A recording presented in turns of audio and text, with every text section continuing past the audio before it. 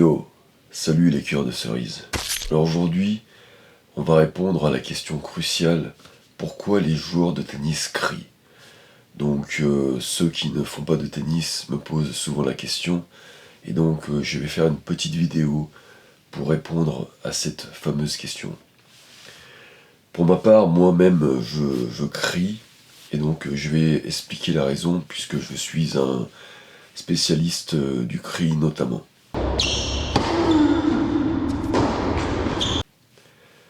Alors, tout d'abord, moi-même au départ, je ne savais pas vraiment la raison, et je me suis mis à essayer. Je me suis dit, tiens, bah, qu'est-ce que ça va donner si je crie? Donc j'ai commencé à frapper des coups droits en criant, et je me suis rendu compte qu'en criant, on avait une meilleure expiration. C'est-à-dire qu'à l'impact de la balle, on avait une meilleure expiration, et donc ça permet, en tant que joueur de tennis, d'être plus relâché à l'impact de la balle. Et donc j'ai commencé à crier au début trop fort, donc vraiment pour sentir justement cet effet du cri sur mon jeu. Et depuis ce jour, j'ai gardé cette habitude. Premier point, donc ça permet d'être plus relâché à l'impact de la balle. Deuxième point, et ça ensuite je me suis renseigné sur internet et j'ai trouvé des études scientifiques qui disent que le fait de crier permet d'augmenter la puissance de frappe. Ce qui est tout à fait normal, puisque d'une part, quand tu es plus relâché, tu vas frapper plus fort, et puis dans les arts martiaux, on pratique, donc moi personnellement je faisais, parce que j'ai arrêté, du taekwondo, et dans le taekwondo, à la fin de chaque frappe, voilà, putain, je reviens.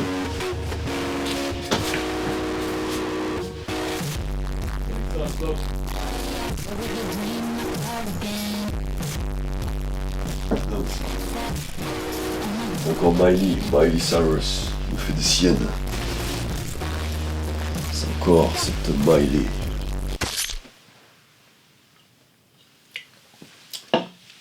Et donc je disais que, étant pratiquant de taekwondo, quand vous faites des pumse, à la fin du pumse, c'est obligatoire de faire ce qu'on appelle un kiap.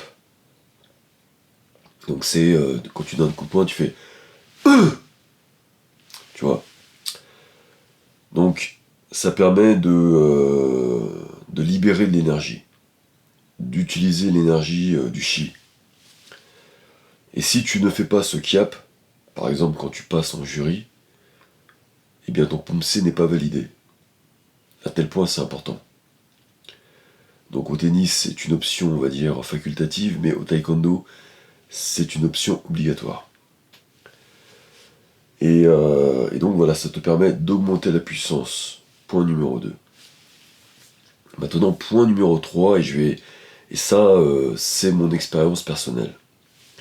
Le point numéro 3, pour moi, ça me permet, surtout quand on n'est pas, on va dire, en mode professionnel, tu vois, en mode amateur, 4e série, ça permet, en tout cas pour moi, d'avoir plus confiance en mes coups quand je frappe fort.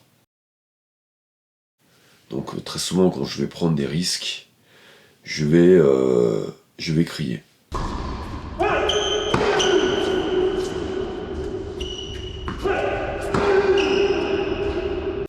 Tu vois, quand je vais par exemple faire une attaque pour monter à la volée, quand je vais aller chercher un point un peu difficile, qu'il va falloir que je mette plus d'efforts, d'énergie, je vais terminer, je vais crier. Donc c'est une manière pour moi d'avoir plus confiance dans mes coups. Donc ça c'est le point numéro 3. Et dernièrement, j'ai aussi constaté un point numéro 4 que je vais t'expliquer. Donc un jour, je m'entraînais avec un collègue, et à côté de nous, il y avait des joueurs quasiment professionnels, donc dans les 100 français. Je pense qu'il y en avait un, à mon avis, il était même ATP, tellement il jouait bien. Et ce joueur, notamment, je l'observais, tu vois, donc comme il était à côté, voilà, il jouait tellement bien que t'es un peu blasé, tu vois, et donc tu t'arrêtes. T'es un peu comme dans le skate, quand tu vois un super skater, tu skates plus, tu vois, tu le regardes. Donc avec mon pote, on s'est arrêté de jouer, tu vois. On l'a regardé et moi je l'ai observé. Je me rendais compte que lui, il ne criait pas seulement à l'impact de la balle. Il criait en deux temps. Donc le premier temps, c'était juste avant l'impact de la balle, et ensuite à l'impact de la balle. Donc ça faisait un truc genre Ouah, ouah,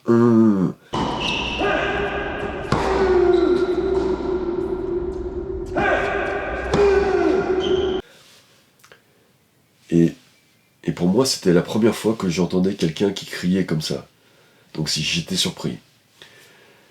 Ensuite, quand j'ai commencé, enfin, quand j'ai pas commencé, mais quand je me suis assis devant des tournois sur Eurosport, je me suis rendu compte qu'il y avait quand même pas mal de joueurs professionnels qui criaient aussi comme ça, mais j'en étais pas conscient. Et là, je me suis dit, ah ouais, c'est, il doit y avoir un truc derrière cette technique. Et donc, je me suis dit, tiens, je vais essayer. Tu vois, comme pour le cri la première fois, je vais essayer.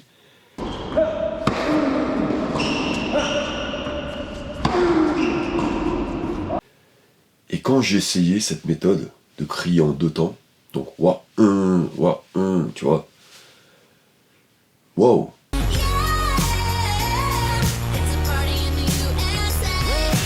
je me suis rendu compte que ça améliorait mon timing.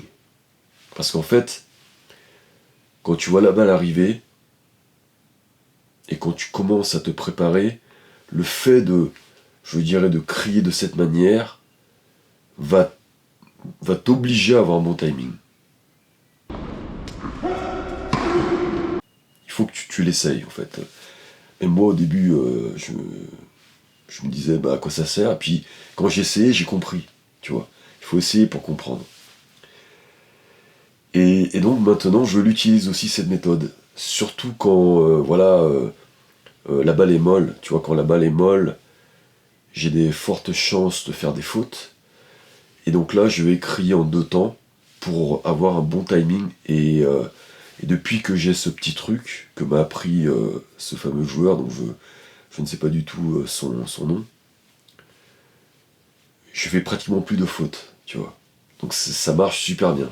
Ça marche super bien. Et j'ai vu que Alcaraz lui-même utilisait aussi cette méthode. Donc c'est bien la preuve que je pense que c'est un truc qui s'enseigne dans le haut niveau professionnel, puisque, comme je te l'ai dit, le joueur qui utilisait cette méthode, c'était un joueur de niveau ATP. Tu vois, c'était déjà qu'il jouait contre un joueur de très haut niveau français, donc l'autre, il était encore plus fort, tu vois. Il était fort, franchement, au niveau ATP.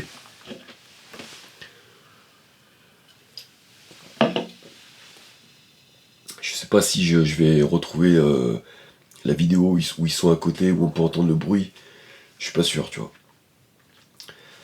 Donc voilà les 4 points. Maintenant, on va parler un peu des inconvénients. Alors, est-ce que je crie à chaque frappe?